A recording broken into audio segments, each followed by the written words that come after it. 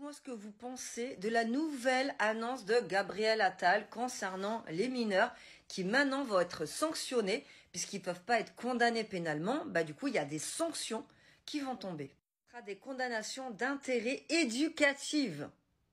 Les parents aussi vont être concernés. Et c'est là que le débat, moi, il commence à se poser vraiment. Je suis carrément pour, hein. Je vais pas vous mentir, parce que notre jeunesse est notre avenir. Ces jeunes qui sont en perdition, il faut les aider, il faut les accompagner. Moi, je vous dis, je parle avec beaucoup de jeunes, avec l'autorisation, bien sûr, des adultes. Ce sont des pépites.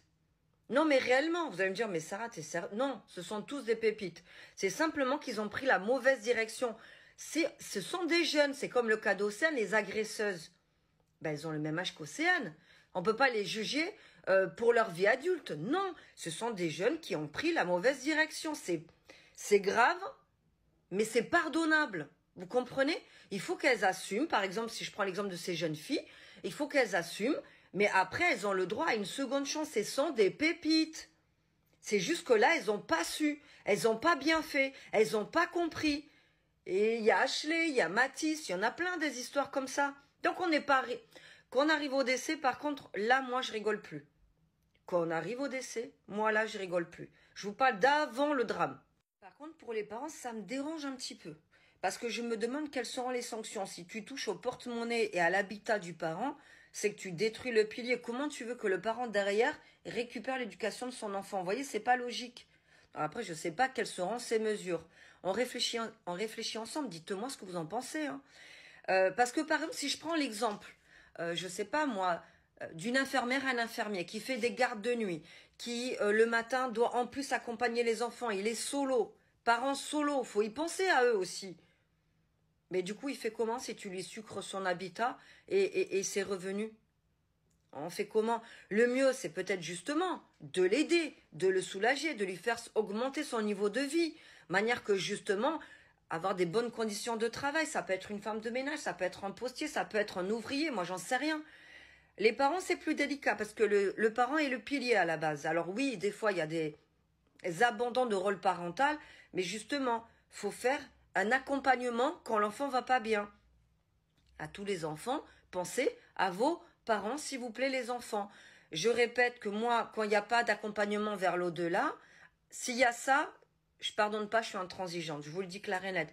Par contre, quand ce sont effectivement des erreurs commises avant le drame, je me dis que l'enfant, il est jeune, il peut avoir une seconde chance. Par contre, il faut qu'il soit sanctionné et qu'il l'assume pour qu'il comprenne. Et après, il faut débattre avec lui faire comprendre que on peut sortir le meilleur de lui-même. Vous voyez? Par contre, je suis quand même vraiment pour les sanctions éducatives. Les parents, ça me dérange un peu plus. Je pense qu'il faut effectivement des amendes. Là, ça me dérange pas trop ouf, mais des amendes de manière que ça fasse un peu mal. Et surtout un accompagnement éducatif pour les parents aussi. Dites-vous que le temps qu'ils vont mettre à l'accompagnement éducatif, voyez là, ils pourront pas aller travailler. Donc là, du coup, pendant qu'il sera aux réunions éducatives, le parent, du coup, il pourra pas aller travailler, il pourra pas, il y a plein d'autres choses qu'il pourra pas faire. Donc déjà, ça va l'amputer dans sa vie. Vous voyez ce que je veux dire? Ça va l'amputer dans sa vie. Donc, c'est déjà pas mal plus une amende, mais tranquille. Le parent, c'est le pilier. Il faut trouver, il faut débattre, il faut parler. Que ce soit avec les jeunes ou les parents. On ne peut pas se dire « Oh, ils ont fait ça, non, c'est bon ». Mais pas du tout, au contraire.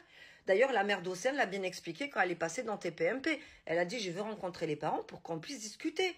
On n'est pas là pour se taper dessus, s'embrouiller, dire « Ouais, ta fille… » Non, non. Dans aucun des dossiers, j'ai pensé comme ça. À part quand il y a l'accompagnement vers l'au-delà, là, je rigole plus par contre. Mais, avant ça, non. Ils ont le droit à une seconde chance, avec une punition sévère. Par contre, je rigole même pas.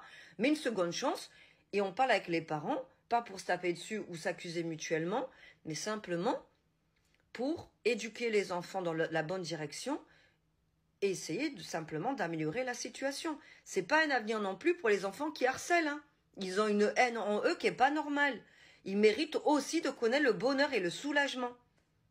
Enfin voilà. Vous en pensez quoi, les amis, s'il vous plaît, de ces nouvelles réformes encore? De sanctions adaptées pour les mineurs de moins de 16 ans. Pour eux, on ne peut pas aujourd'hui prononcer de peine de travaux d'intérêt général. Je vous annonce que nous créerons des travaux d'intérêt éducatif qui seront leur équivalent et seront donnés plus facilement que des peines d'intérêt général. Dès le plus jeune âge, il faut en revenir à un principe clair. Tu casses, tu répares, tu salis, tu nettoies, tu défies l'autorité, on t'apprend à la respecter.